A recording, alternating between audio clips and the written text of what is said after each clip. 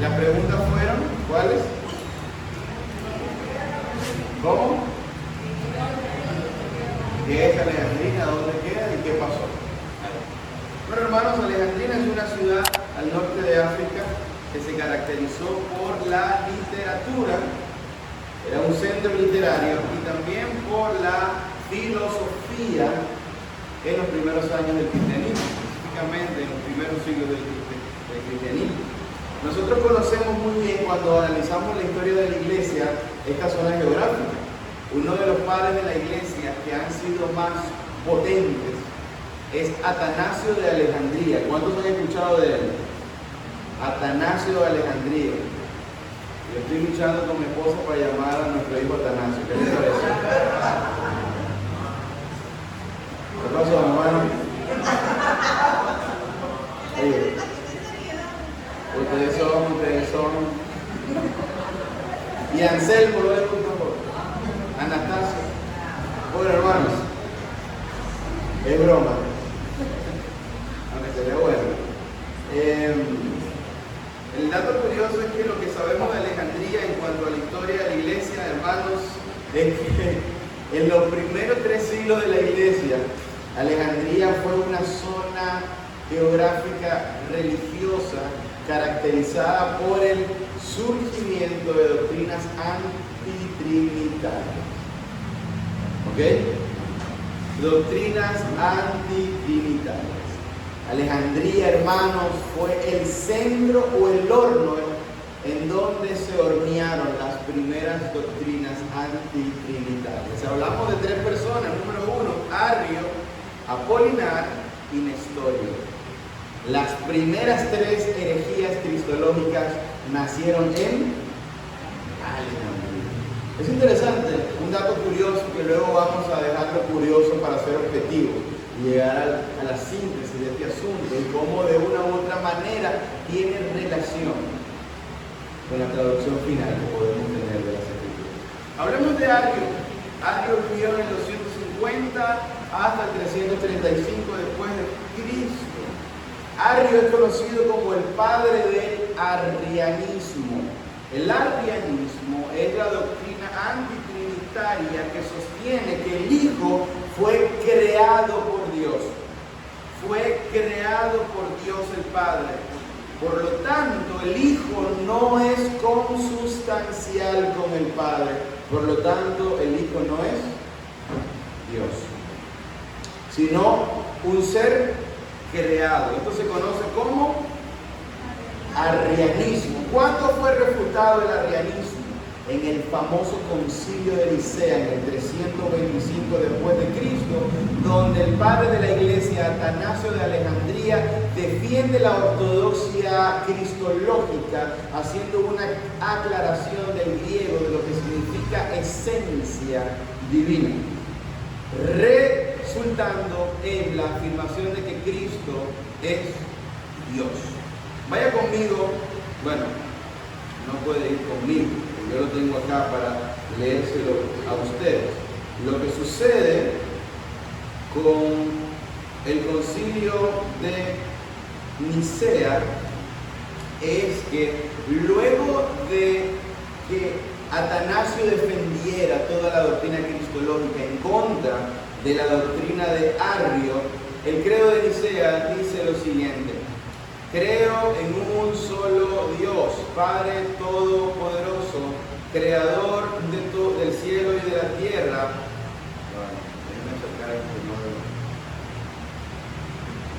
De todo lo visible y lo invisible. Número 1, creo en un solo Señor, Jesucristo, Hijo único de Dios, nacido del Padre ante todos los siglos, Dios de luz, luz de luz.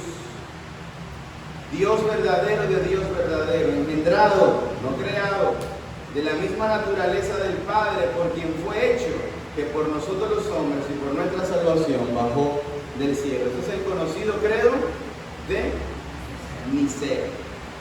Este fue entonces, hermanos, el resultado final de el credo de Nicea, perdón, el concilio de Nicea. Así que, ¿dónde nace la doctrina antitrinitaria del arrianismo? En Alejandría. Muy bien. Ahora, el segundo hombre es conocido como Apolinar, quien vivió en el 310 hasta el 390 después de Cristo. Y él es el padre del apolinarismo. Apolinarismo. El apolinarismo sostiene que Jesús no tenía cuerpo humano, pero no tenía un alma o una mente humana. ¿Ok? Esto es negar la doctrina de la divinidad del Hijo, porque nosotros vemos que Cristo es 100% hombre y 100% Dios.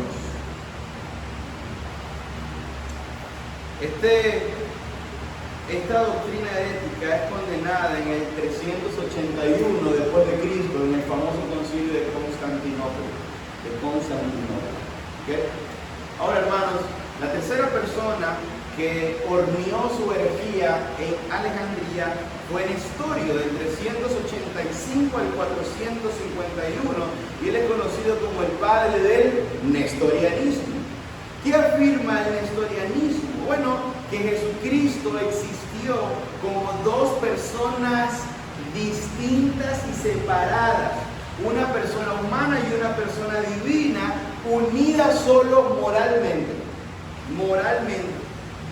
Nestorio rechazó la famosa frase o el término Theotokos, en donde aceptamos que María fue la madre de Dios, y en su lugar propuso la idea o el término de Christotokos, en donde María fue la madre de Cristo. ¿Ok? Esta es una herejía que tergiversa la doctrina trinitaria, y esto fue condenado en el concilio de Éfeso en el 431 después de Cristo. Un dato interesante, hermano: todas estas cosas emergieron en el contexto de la iglesia alejandrina. ¿Okay? Toda esa circunferencia geográfica sufrió las influencias de las doctrinas heréticas antitrinitarias. Ahora, lo interesante, mis amados hermanos, es que el texto crítico dice que los manuscritos más antiguos y más fieles se encuentran en Alejandría. Lo aún más interesante es que Romanos capítulo 1, versículo 16 niega una cláusula que tiene una carga doctrinal, ¿sí o no? Omite, perdón, que es la palabra de Cristo. Yo le decía a un hermano, usted escuchó ahorita la Sociedad Bíblica Británica Extranjera y cómo ellos se desviaron del texto, ¿sí? Bueno, usted conoce las Sociedades Bíblicas Unidas. Hermano, para que usted sepa, las Sociedades Bíblicas Unidas es la Sociedad Bíblica Extranjera hoy en Latinoamérica. ¿Sabían eso? La Sociedad Bíblica Británica Extranjera es la Sociedad Bíblica Unida en Latinoamérica. Y las traducciones de 1960 son el resultado de la traducción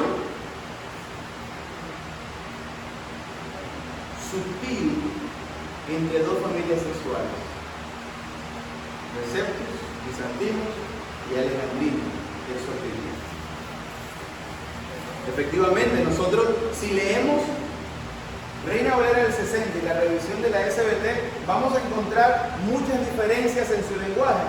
No, mantiene una misma traducción formal, pero como hemos podido identificar en algunas porciones, incluso en la mutilación de algunos textos que ellos argumentan no están en los manuscritos originales, hablamos de textos que tienen una carga doctrinal fuerte en torno a la persona de Cristo y su ministerio. Y esto es interesante para nosotros hoy. Estas doctrinas heréticas, ¿dónde se forjaron? El texto crítico, ¿dónde se forja? Los manuscritos antiguos, ¿de dónde nacen? ¿De dónde se derivan?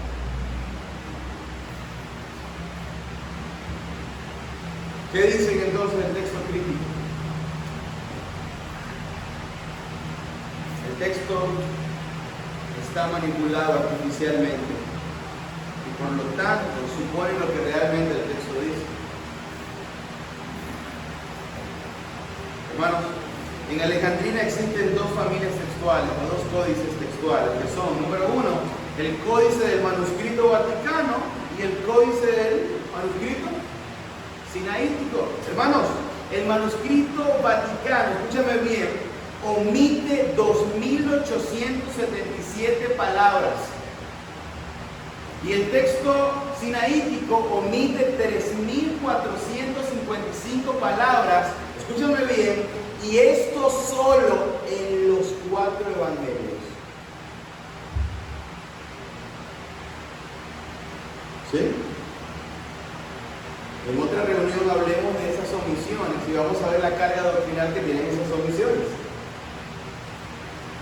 Hermanos, las diferencias no son menores. Tenemos 6 omisiones largas, como la perícopa del adulterio, de la mujer adúltera, Juan capítulo 7, o el final largo del Evangelio según Marcos, capítulo 16, hasta el versículo número 20, partiendo del 9. Tenemos omisiones no pequeñas, sino largas, ¿sí o no?, de porciones bíblicas que se encuentran en el texto presente. Pero yo quiero llevarlos a ustedes en tiempo y espacio a Alejandría, a lo que sucedió en Alejandría, a lo que es el texto crítico, a lo que propone el texto crítico, a la forma en cómo a finales del siglo XIX la iglesia rechazó el texto crítico y todo lo demás. Porque esto lo que hace es enrobustecer el argumento. Hermanos, ampliamente, escúchame bien, el texto crítico es un texto minoritario. Minoritario. A diferencia del texto Receptus, que es un texto mayoritario. Hermanos, los manuscritos de la familia de Alejandría representan un 10% de los manuscritos existentes. ¿Sabían eso? De un 100%, los manuscritos alejandrinos solo forman un 10% de los manuscritos existentes. Pero ellos argumentan que estos son los manuscritos más antiguos porque han sido preservados. Pero recuerden que ya hablamos de la fórmula que nos da la garantía de que un texto fue ampliamente conocido. Así que, mis hermanos, el texto crítico se basa especialmente en dos códices, el códice vaticano y el códice sinaítico. La masa textual, hermanos, del texto crítico está anclada en un 95% en estos dos códices. ¿Escucharon eso? La masa textual de los textos críticos se basa en un 95% en estos dos códices. El resto, 5%, se deriva de otras fuentes textuales, dentro de las cuales puede estar el texto Receptus. Pero el 95% del cuerpo del contenido del texto pertenece a los códices alejandrinos, especialmente al códice vaticano y al códice sinaítico.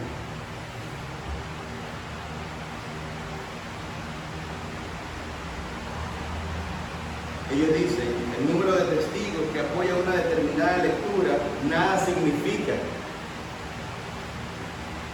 ¿Escucharon? El número de testigos que apoya una determinada lectura nada significa. Estoy citando textualmente de lo que ellos dicen, textualmente. Continúa después de la coma. Es la calidad de tales testigos lo que cuenta. Lo que les dije ahora. Esta teoría de la crítica textual, hermano, fue la causa central del abandono del texto Receptus.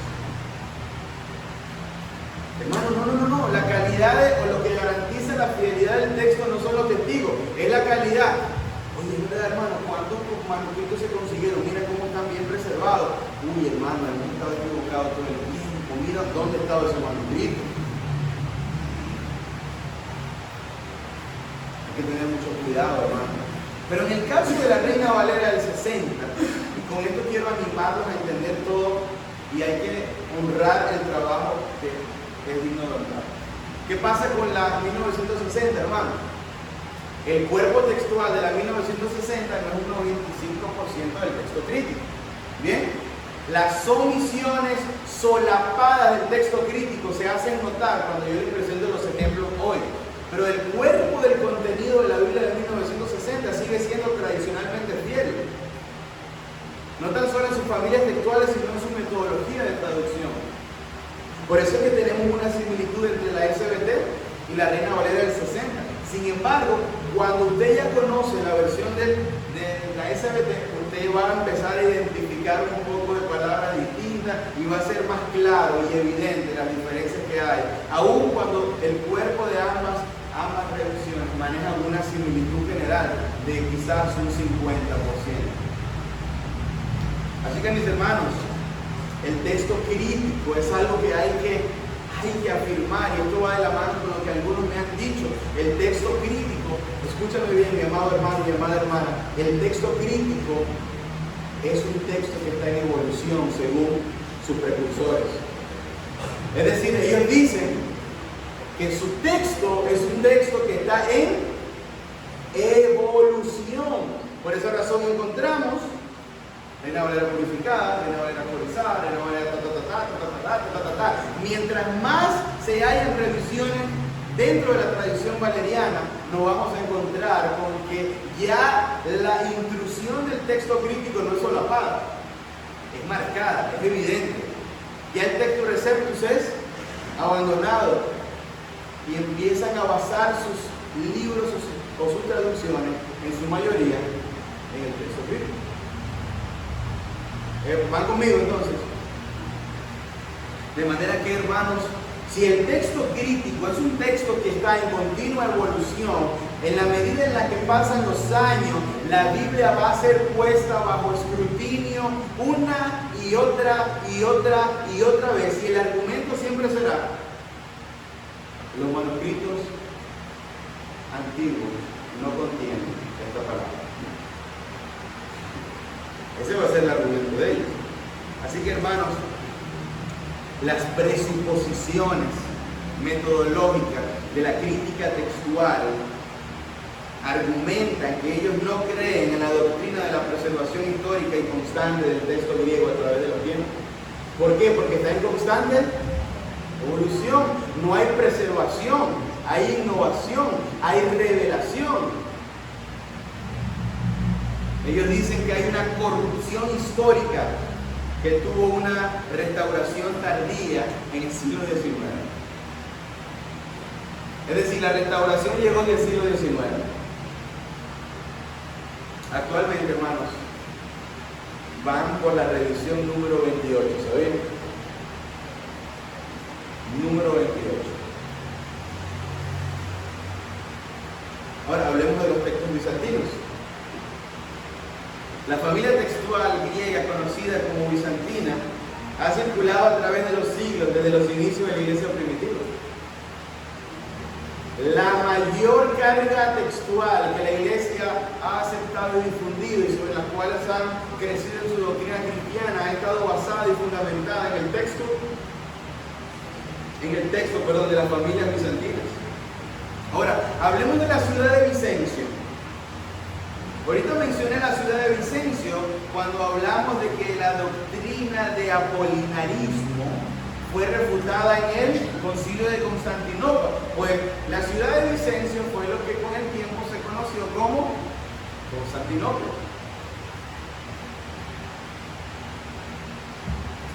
La ciudad de Vicencio básicamente pertenecía a toda esta zona geográfica donde el Imperio Romano había puesto su bandera de victoria. Es decir, eran provincias que estaban bajo la tutela y bajo la gobernación del Imperio Romano, hermanos. Así que aquí vamos a hablar de la región que abarcó especialmente Asia Menor, Grecia y Roma.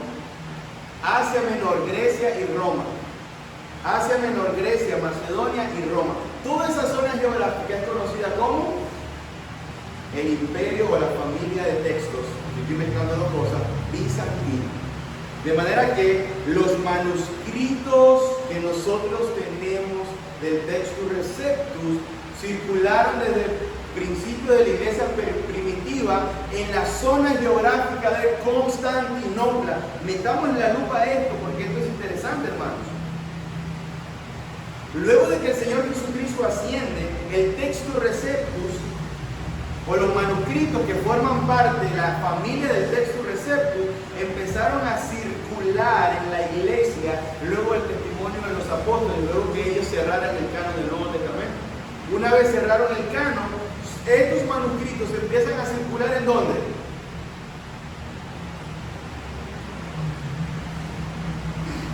Viajamos al norte de África. No, tenemos que quedarnos ahí, en Constantinopla, Asia Menor, Grecia y Macedonia, hermanos. La pregunta es, no hay que ir muy lejos y tener un doctorado en historia de la iglesia. Necesitamos ir al libro de Hechos y ver solo cómo el avance imparable del reino va desde Jerusalén, pasa a Judea, va a Samaria y hasta lo último de la tierra. El ministerio de Pablo en sus 3 viajes misioneros se concentra en plantar una iglesia en Asia Menor, en Grecia, Macedonia y Roma. Las epístolas del Nuevo Testamento nos muestran cartas a los Corintios, a Tesalónica, a los Efesios, a Colosenses, a los Hebreos, a Tito, a Filemón, que eran pastores de las iglesias de Constantinopla, por llamarlo de alguna manera. ¿Por qué razón el texto más aceptado del Nuevo Testamento empieza a circular en los lugares donde Dios plantó su iglesia? Y eso encontramos la narrativa en el libro de Hechos, ¿sí o no? Pero ¿sabe qué? No, hermano. No, hermano. Los textos más antiguos son de Alejandría.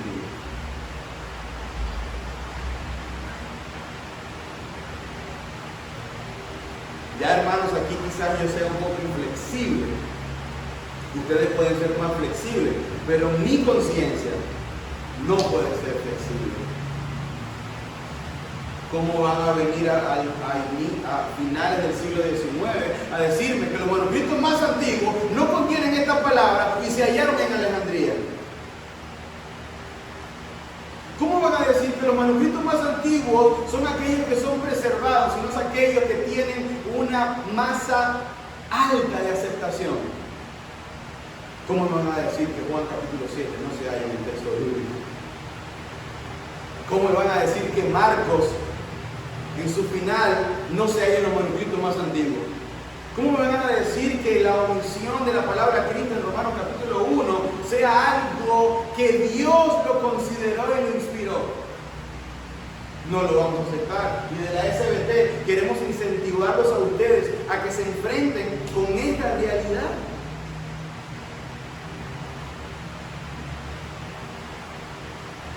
La palabra de Dios es pura, dice el libro de Salmos.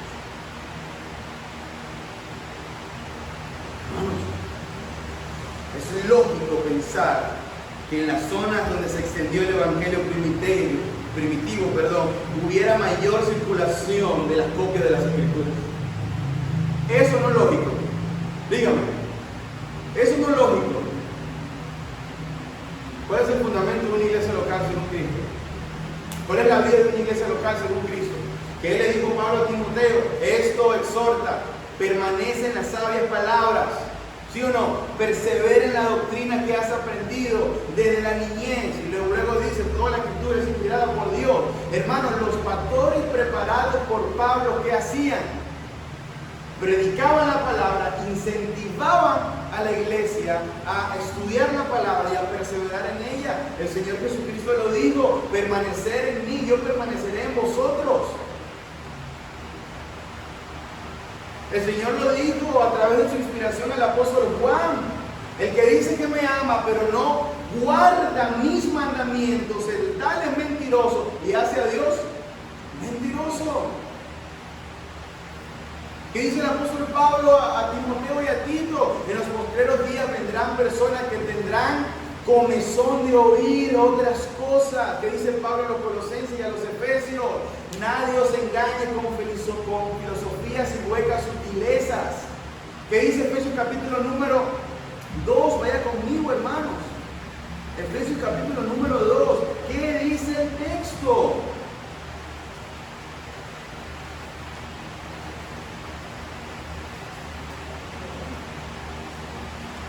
Capítulo 4, hermano, perdón. Versículo 11. Mire esto.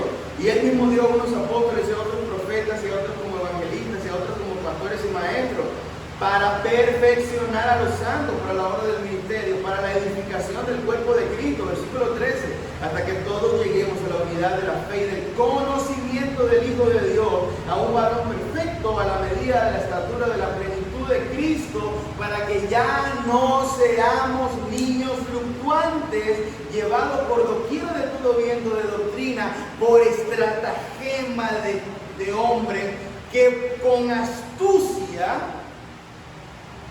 o por la astucia que tienen ellos para las artimañas del error, sino que, preste atención y resalte, siguiendo la verdad en amor, crezcamos en todas las cosas en aquel que es la cabeza.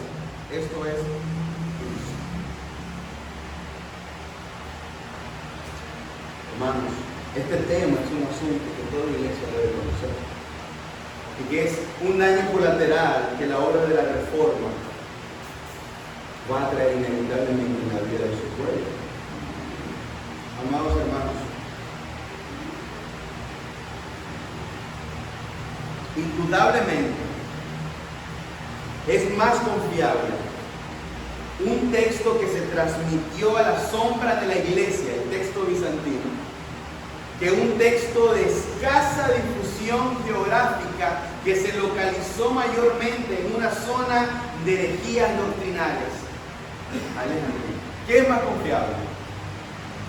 Indudablemente, hermanos, es más confiable aceptar un texto que creció a la sombra de la iglesia, ¿sí o no?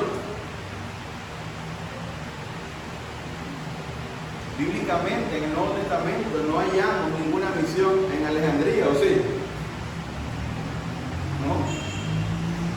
Eso tiene que ver luego de que Constantino vino, mira, somos cristianos, entonces se dividió el imperio bizantino, ¿sí? Y empezó esa lucha religiosa mezclada con la esfera terrenal, y todos pueden conocer un poco la historia.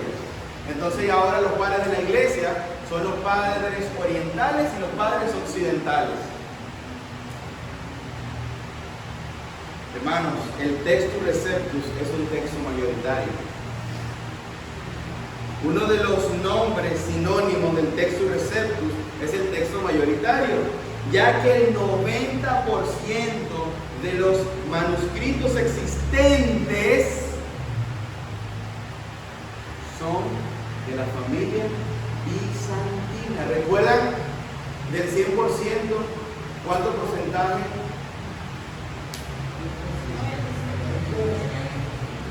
¿Cuánto? De un 100%, 10% alejandrino, familia textual alejandrina, y el 90%,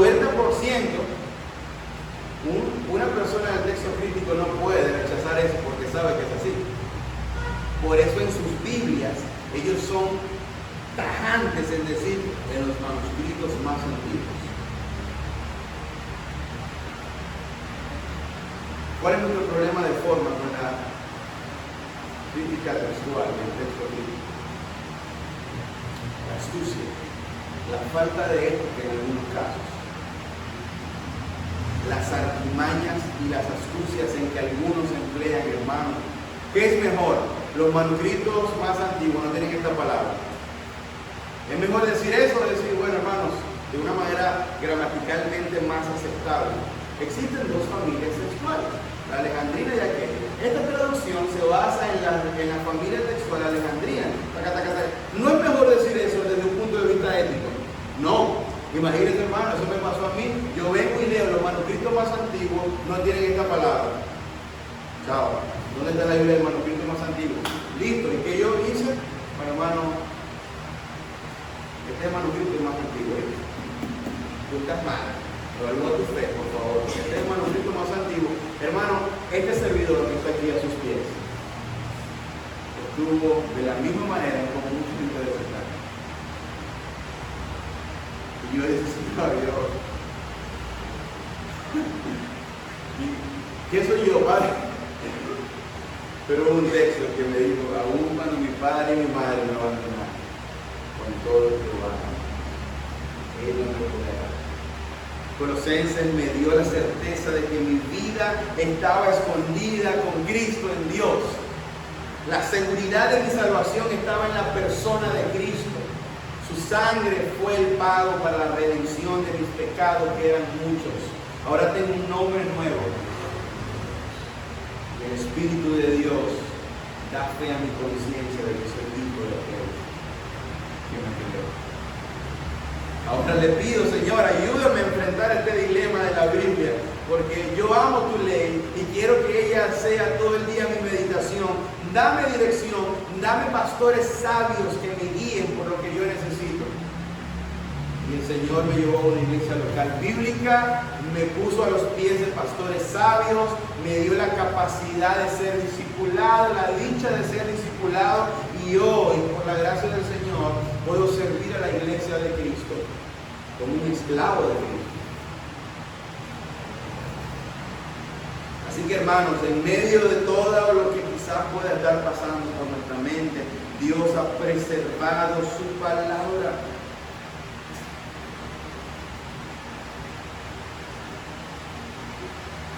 De manera que, hermanos, tenemos 2.877 manuscritos. Tenemos los leccionarios de los padres de la iglesia, que alrededor son 2.432 manuscritos. En solo estas dos categorías tenemos 5.309 manuscritos que respaldan en un alto grado a la forma bizantina que subyace en el Textus Receptus. Tenemos a la iglesia sobre nuestros hombros, o nosotros estamos sobre los hombros de la iglesia, los cuales aceptaron el Textus Receptus. Pero recuerden que en el siglo XIX, Westbury y Ford propusieron usar el texto bíblico. Hermanos, además de eso, el Textus Receptus había sido el texto tradicional o histórico, escúchame bien, en el cual se basaron las traducciones del Nuevo Testamento de la Reforma Protestante. Los reformadores tradujeron desde el Textus Receptus. De manera que volver al Textus Receptus y a su integridad no es algo nuevo. Es una obra colateral de la reforma en medio del pueblo de Dios. Amén. Hermanos, la Políglota Complutense es el primer texto bíblico en lenguas originales en el 1514. Erasmo basa su texto en el Textus Receptus 1516, luego en el 1519, luego en el 1522, luego en el 1527 y por último en el 1535. Todas sus traducciones del Nuevo Testamento se fundamentaron en el Textus Receptus. Robert Einstein también lo hace en el 1546, 1549, 1550, 1551. Teodoro de Beza, ¿saben quién es Teodoro de Beza? ¿No saben? Amigo y sucesor de Juan Calvino. En su traducción de 1565 y luego en 1598, él traduce el Nuevo Testamento desde la familia literaria del Textus Receptus. Porque todo esto obedece a un versículo de la Biblia. Juan capítulo 14, versículo 23. Si alguno me ama, mi palabra guarda.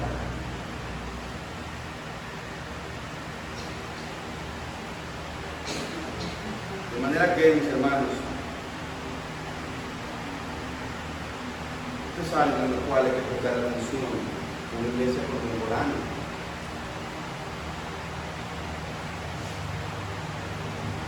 Por último, vamos a ir a las técnicas sexuales. Ya hemos visto, número 1, las bases. Número 2, ahora vamos a las técnicas textuales. Ahora, ¿qué sucede con el texto crítico? No tan solo fallan en la base textual. Bueno, ¿Qué sucede con el texto crítico? No solo basan sus traducciones en distintas bases textuales, no solo basan sus traducciones en una familia textual particular de textos, sino que también, imagínense esto, al momento de traducir, el método de traducción es un método distinto al cual la iglesia en la historia ha traducido el texto bíblico. Es decir, que no tenemos tan solo una falla de forma, sino también una falla de esencia.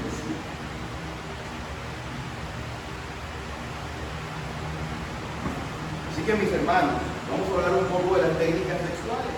Existen dos técnicas textuales. ¿Cuáles son? Equivalencia funcional y equivalencia formal. Hablemos de la equivalencia funcional. La equivalencia funcional es utilizada por la Nueva Versión Internacional a diferencia de la equivalencia formal. ¿Qué es lo que hace la equivalencia funcional, hermanos? Coloca largas frases en vez de traducir. ¿Sí? Largas frases en vez de traducir. Ellos no traducen literalmente las palabras del idioma original, hebreo, griego, sino que lo que hacen es conseguir frases equivalentes al texto original de acuerdo a un criterio particular del comité traductor. Por ejemplo, nuestra Biblia vamos a hacerla para jóvenes, por lo tanto mi equivalencia funcional me va a armar una frase que vaya especialmente dirigida a los jóvenes.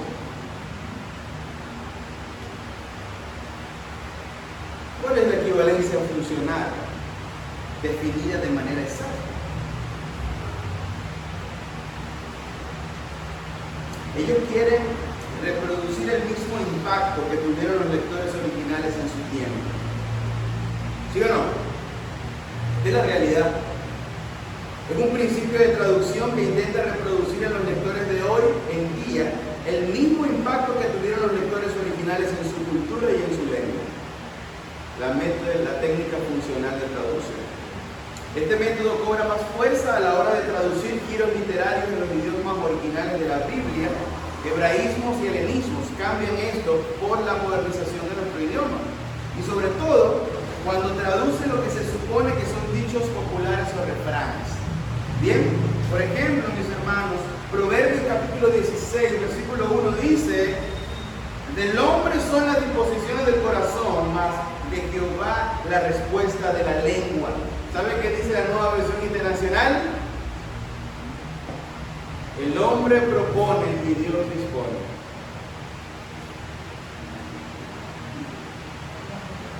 Ezequiel capítulo 16, versículo 44 dice: he aquí que todo proverbista hará de ti proverbio, diciendo, como la madre tal su hija, que hace la Nueva Versión Internacional. Los que acostumbran citarse refranes dirán esto de ti: de tal palo, tal astilla. Pero como juega con la modernización, porque lo que ellos quieren es producir el mismo impacto que los lectores originales tuvieron. Hermanos, la equivalencia formal, que es el método de interpretación bíblica o la técnica textual de interpretación, da por sentado que las palabras originales que encontramos en el texto son inspiradas por Dios. Por lo tanto, no son solo ideas que encierran un concepto. Por esa razón, a la hora de traducir, nosotros nos atenemos a las palabras del texto original todas las veces que sea posible. La reverencia por su palabra hace que no nos tomemos la libertad extraordinaria, pues son las palabras mismas de nuestro Dios, y no las nuestras. Por lo tanto, no podemos hacer una equivalencia funcional, sino solo una equivalencia formal, que básicamente es traducir la palabra que Dios ha inspirado. Así que, mis hermanos, todo esto tiene que ver con las presuposiciones. Y esta es la médula por la cual muchas traducciones difieren las unas de las otras. Esta es la médula o la causa por la cual hay muchas versiones dinámicas el día de hoy. Y como incluso dentro de la Reina Valera hay tantas diferencias entre ellos. Y hoy existe la revisión número 28. Hermanos, esto es texto crítico y textos reservados. Dos cosas que llevan a dos traducciones distintas. Nosotros debemos dar gracias al Señor que en medio de todo, la Reina Valera del 60 solo tiene omisiones solapadas en vista de la influencia que el texto crítico tuvo. Pero en su mayoría, la Biblia del 60 es similar a la revisión de la XBT. Sí. Solo que hay algunas omisiones evidentes que cada vez que se hace una reimpresión, vemos las notas a pie de página que categorizan en los manuscritos más antiguos, no se hallan. Busque, hermanos, pregúntenle entonces a ellos, seguramente lo va a leer. Entonces, ¿cuáles son los manuscritos más antiguos? Ellos te van a decir, ¿cuáles son los manuscritos más antiguos? Número 1, Códice Vaticano. Número 2, Códice Sinaí. El Señor está hablando a su pueblo y la intención es que nosotros al menos escuchemos Él, confiemos en el Señor y pidamos al Señor sabiduría.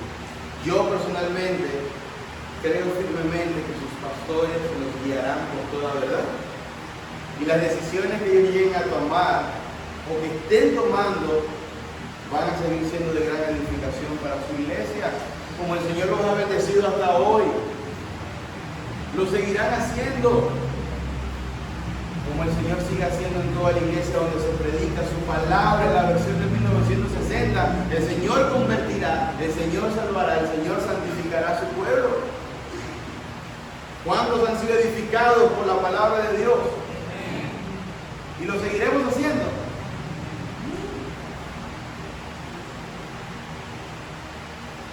Pero como les dije al inicio, cuando la reforma llega a un lugar, son inevitables los daños colaterales. ¿Sí? Así que mis hermanos, ¿es importante al menos conocer todas estas cosas? Dígame. ¿Usted cree que esto influye de alguna manera en las traducciones? ¿Qué opina usted acerca de las distintas traducciones que existen? ¿Cómo debemos responder nosotros en medio de esto?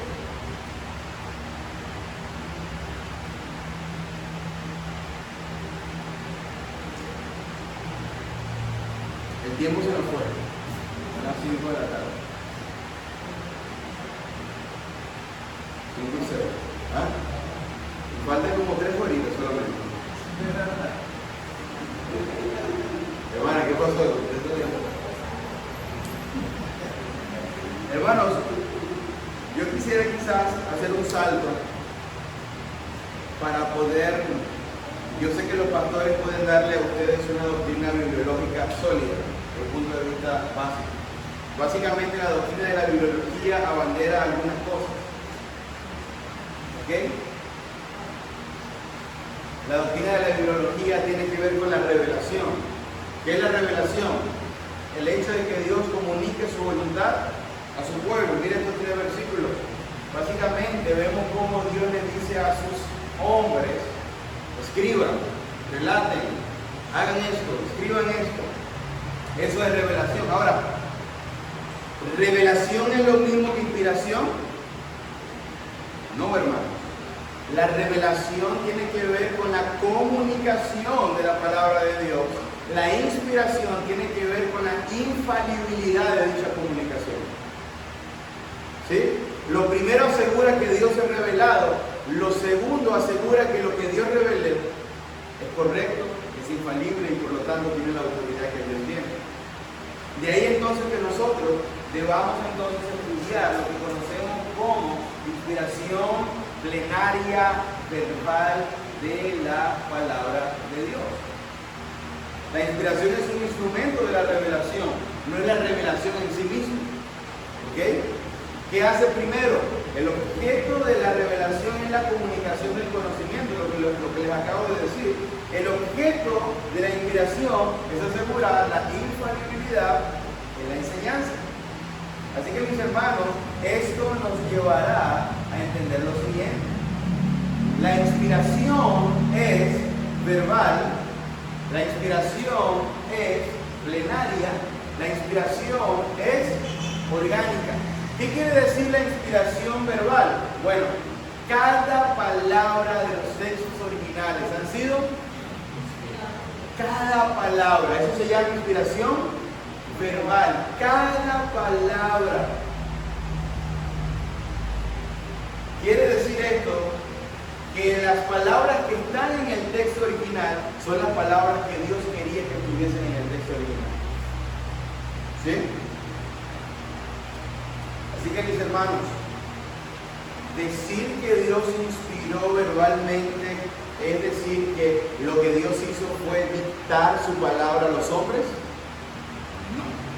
Hay que tener cuidado con eso. ¿Por qué? Hay una teoría que se llama la teoría del dictado. Esta teoría del dictado argumenta que los hombres de Dios lo que hicieron fue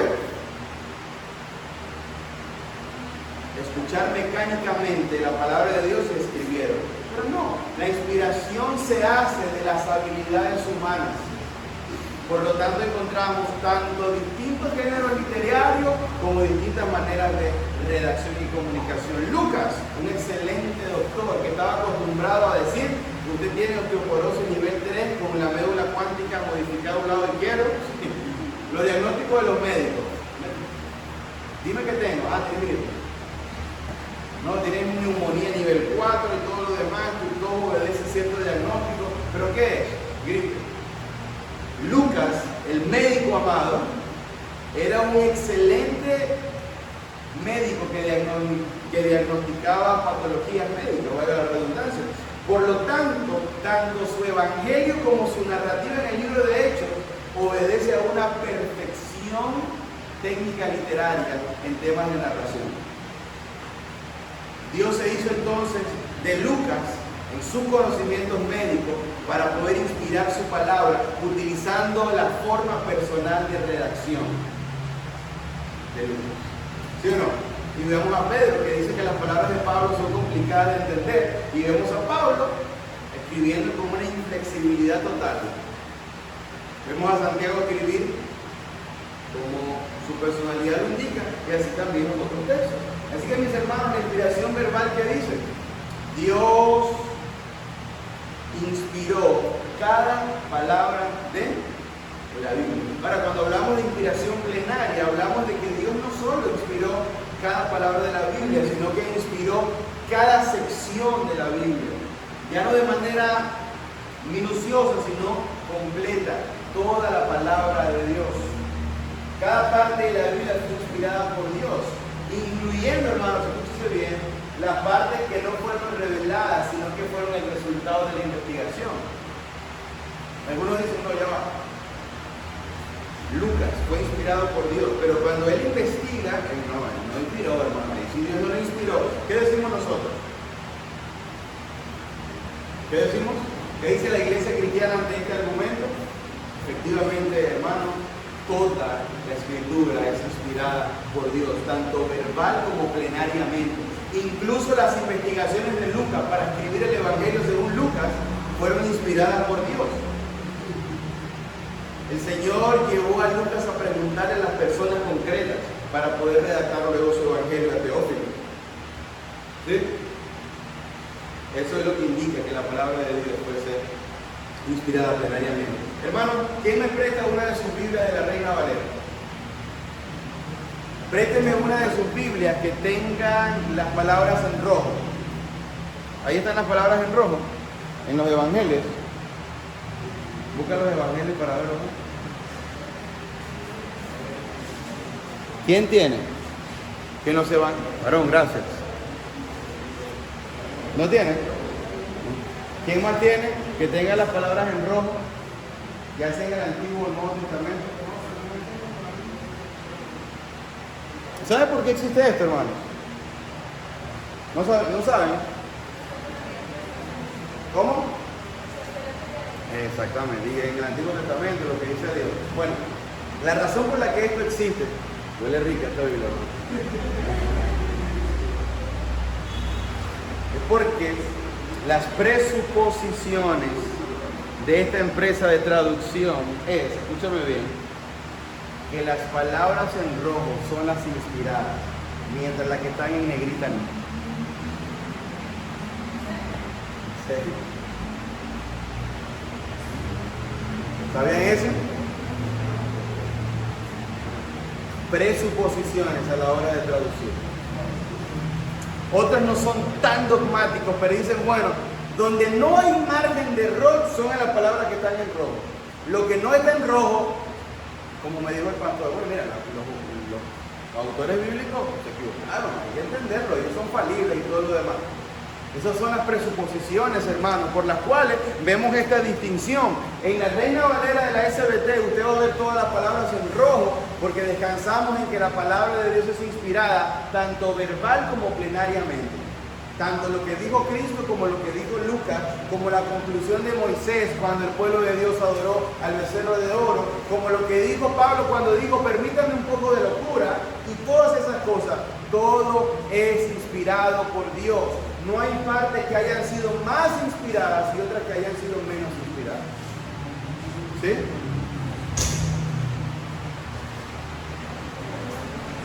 Así que mis hermanos, por último, la palabra de Dios es inspirada de manera orgánica. ¿Qué quiere decir esto? Bueno, los agiógrafos se escribieron de acuerdo a los estilos personales de los autores. Eso es importante. No escribieron mecánicamente, Dios usó sus contextos culturales en cada uno. Dios evitó que los pecados del escritor afectaran la veracidad de la Biblia. De manera que la Biblia no tiene ningún tipo de error, ni en su contenido, ni en la comunicación de su contenido.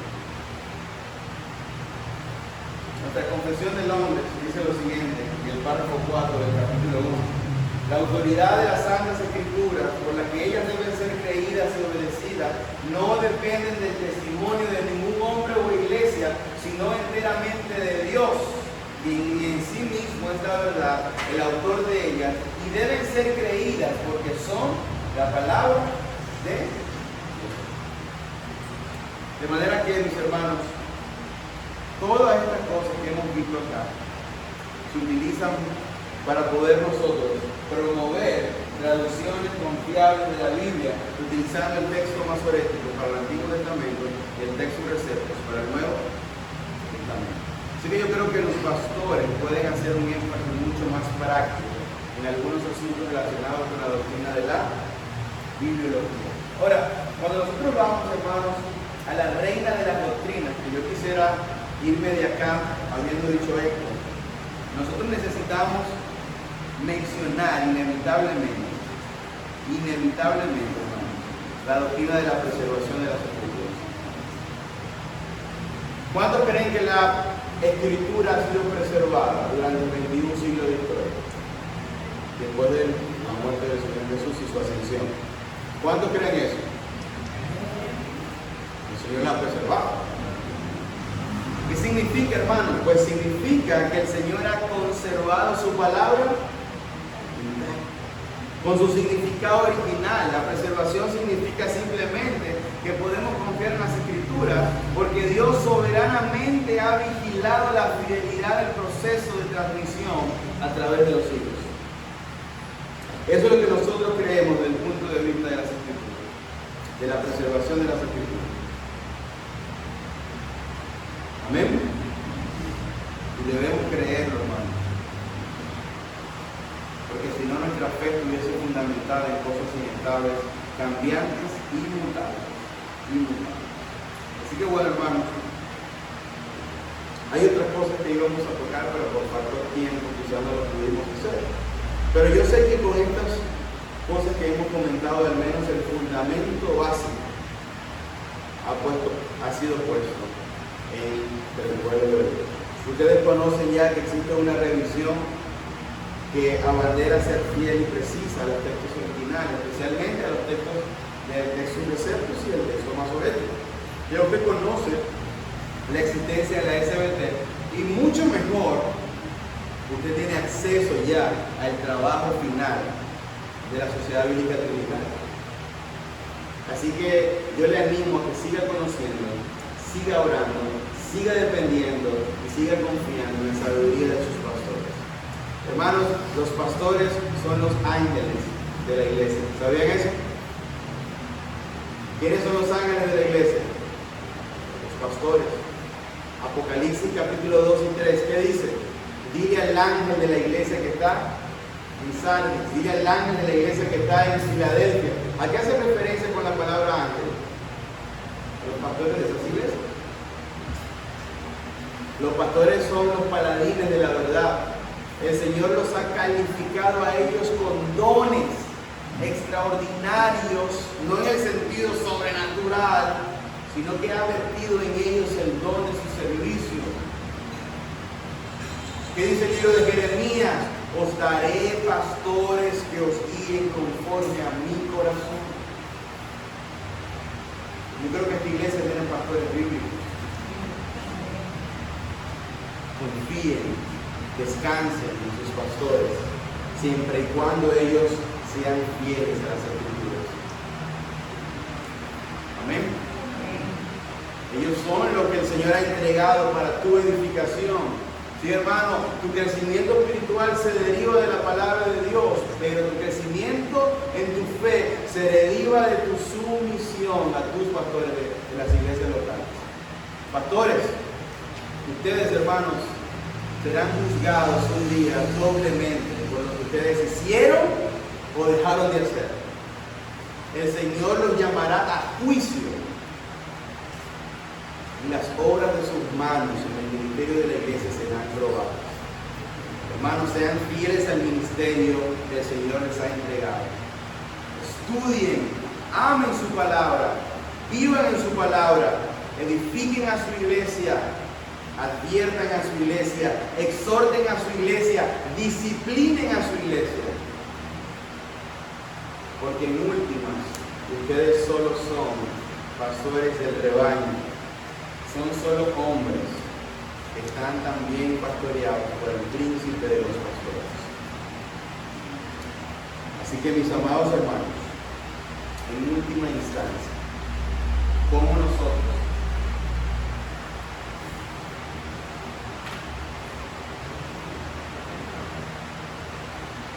podemos aplicar todas estas cosas a nuestras vidas.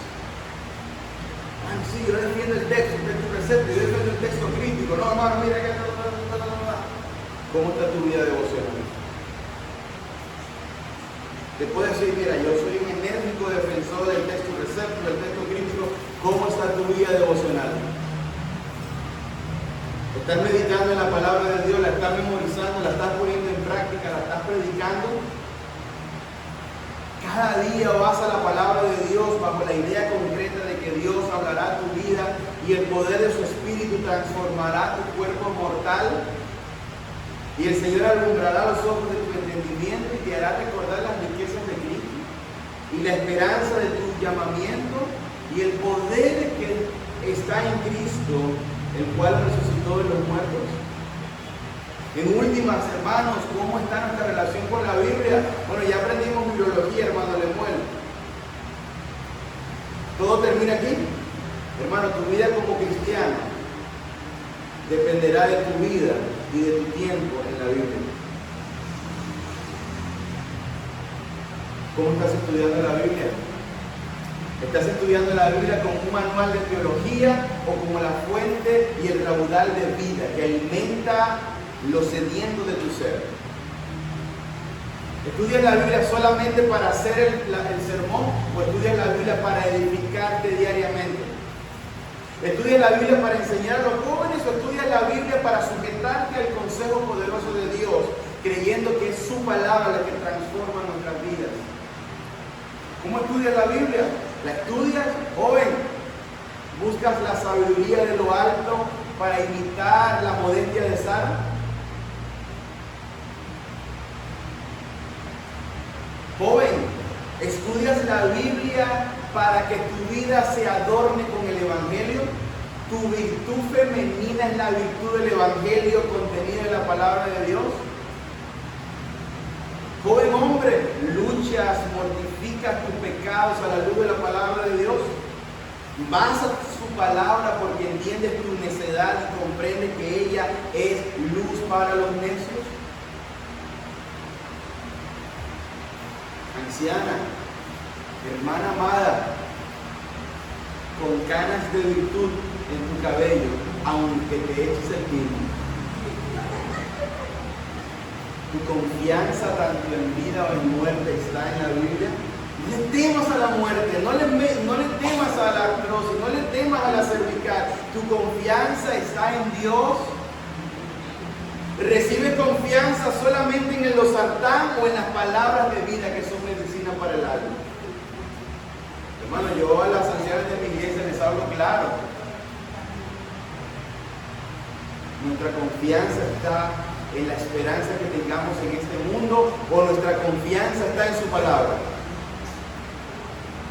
No importa que el cielo y la tierra pasen, tu palabra no pasará. Por lo tanto, nuestra vida y la esperanza de nuestra vida y el aspecto inquebrantable de tu esencia cristiana no se deriva de los tiempos, sino del poder inquebrantable del testimonio de Dios. Después que estudiamos filología, ¿cómo estamos con el texto? Amados, la última pregunta para todos. ¿Estamos viviendo la palabra de Dios que estudiamos diariamente? El mundo puede verificar en nosotros. Ellos son el pueblo de Dios, los embajadores del reino, porque ellos viven como su Señor, porque ellos imitan a su Dios como hijos amados. Efesios capítulo 5, versículo 1. Hermanos, lo que tenemos aquí es la obra de gracia de Dios. Tu crecimiento espiritual no puede realizarse si nosotros nos alejamos de su palabra. La vida de la iglesia está en la palabra de Dios. La santificación está en la palabra de Dios. Así que, querido hermano, en medio de tus pecados, incluso aquellos que practicas oculto, incluso con el peso de pecado que no puedes y que sientes que no está en tu capacidad mortificarlos, nunca tendrás la competencia necesaria para mortificar tu pecado, porque la mortificación de tu pecado no nace de tu voluntad, sino del poder de su palabra. Vencerás el pecado en la medida en la que la palabra de tu Señor esté constantemente de día y de noche en tu mente. Entonces, si esa es tu situación, se cumplirá la profecía del Salmo número 1. Serás como árbol plantado junto a corrientes de agua. Tu hoja no caerá y darás tu fruto. Hermanos, volvamos a las Escrituras. Vivamos por ella. Muramos por ella. Descansemos en ella. Porque Dios nos habla a través de ella. Así que cuando estés en la Biblia, yo ruego al Señor que las palabras de la Biblia se muevan y salten de las hojas a tu corazón. Vamos a orar. Señor, te damos gracias por tu palabra. Gracias, Señor, por tus misericordias que son grandes.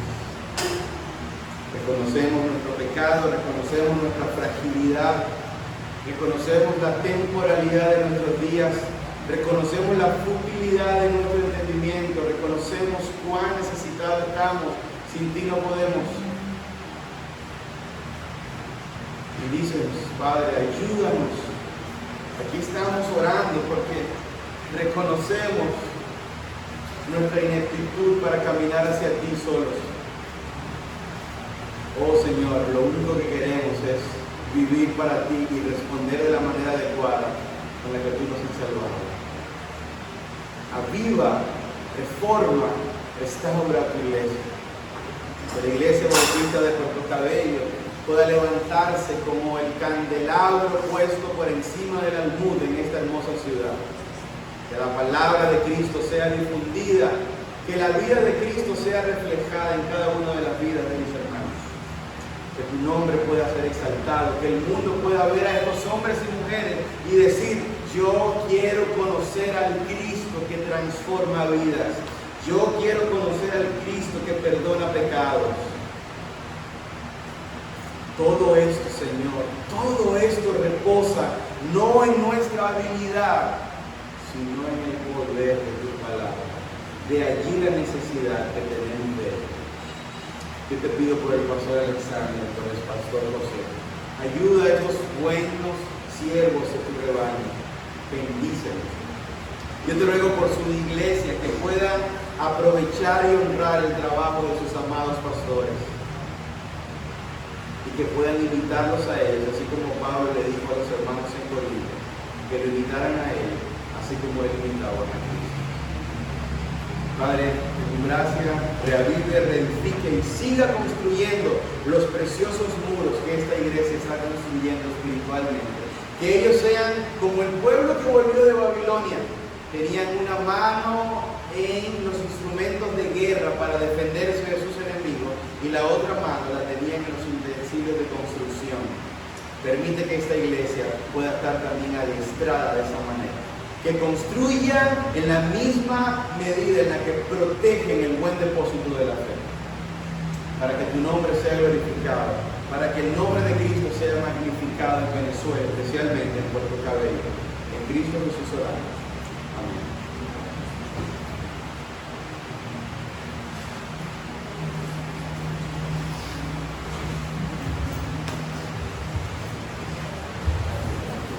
Sí, hermanos, bueno, damos gracias al Señor por este tiempo y me gustaría terminar, hermanos, como inició nuestro hermano Lemuel en el Salmo 119, versículos 105 y 106, que dice: lámpara es a mis pies tu palabra y tu lumbrera a mi camino. Y dice el salmista: juré y ratifiqué que guardaré tus justos juicios. Hermano, es aquí una gran responsabilidad que el Señor nos ha dado para acercarnos al texto bíblico y trazarlo de manera correcta. La gran mayoría de los que están aquí son hermanos y hermanas que el Señor ha llamado para la edificación de la iglesia. Y aquí están los pastores junto con sus compañeros de milicia. Y es una gran responsabilidad la que el Señor nos ha dado a la hora de estudiar la palabra. Hermano, y que esto que aprendimos nosotros pueda impulsarnos, movernos su Espíritu Santo a ser diligente con el estudio de la Escritura, con el estudio del texto bíblico. Que obviamente, como dice el hermano, que estudiemos para ser impactados primeramente nosotros, nuestra vida, y que de esa manera también la iglesia sea impactada a la hora de estudiar y poder exponerla de manera correcta en la iglesia local donde cada uno de ustedes ha servido. Es un gran gozo ver a hermanos, unas hermanas mayores que sirven al Señor de todas las edades, jóvenes, adultos y ancianos. Y eso a mí me trae gozo, saber que la iglesia está trabajando y sigue creciendo en el Señor. Entonces, hermanos, que sigamos adelante, sigamos animados, creciendo en la gracia del Señor y que bueno, que nos enamoremos de esa palabra, esos estatutos que el Señor nos ha dado para seguir adelante. Entonces, bueno, quisiera comentarles una última cosa para retirarnos a los pastores, hermanos. Ahí está el hermano Lemuel, para que ustedes puedan hablar con él, acercarse, pedirle su número. Como él expuso, vemos allí que trabaja con sociedades bíblicas trinitarias, pero también trabaja con el ministerio de Chapel Library. Entonces es bueno que se acerquen a él, hablen con él, para que puedan crear un enlace en su iglesia local y que, bueno, el hermano, como comentó, está dispuesto ayudar a la obra en Venezuela, con estos ministerios con los que él trabaja. Entonces que ustedes puedan tener ese contacto directo con él y de esa manera, bueno, quizás el hermano apoyarnos a todas las iglesias aquí particularmente, y no que sea, bueno, que no es malo tener un contacto directo con nosotros, sino que bueno, pueda extenderse también a las congregaciones e iglesias que hacemos vida aquí, e incluso, hermano, no solamente nosotros como bautistas, sino quizás a otras iglesias que hacen parte quizás con ustedes en sus localidades, puede ser Vistamar, como todo, Santa Cruz, Libertad, etc. Entonces, bueno, hermano, tomen la oportunidad de acercarse al hermano. Si tienen alguna pregunta, acérquese a él. Y bueno, continuamos creciendo en el Señor. Mañana, bueno, hermanos, nos preparamos, anticipamos el día del Señor, su día que era santificado para reunirnos. Comenzamos a las 9 de la mañana con la escuela bíblica dominical y a las 10 en el servicio de predicación. Entonces, hermanos, que el Señor les bendiga, les lleve conmigo en sus hogares y bueno, que tengan una excelente tarde. Bendiciones, hermanos.